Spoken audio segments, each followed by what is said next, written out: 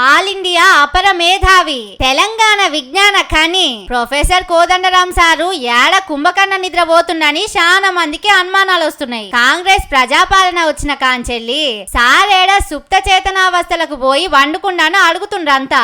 ఇవాళ నిద్రలకెళ్లి లేచి బయట కానొస్తే ఏమైంది సారు, కాంగ్రెస్ సర్కారు ఇన్ని దారుణాలు చేస్తుంటే మీరెందుకు నోరు మెదుపుతలేరు? బీఆర్ఎస్ హయాంలా వరుస పెట్టి తప్పులెంచిండ్రు. మరి ఇప్పుడేమైందా సోయి? మీ మేధావితనాన్ని ఏ గాంధీ భవన్ లాకర్ల కుదబెట్టొచ్చిండని నిరసనకారులు అడుగుతుంటే కుయ్యమనకుంటా కయ్యమనకుంటా ఎట్లా జారుకుండో చూడుర్రి.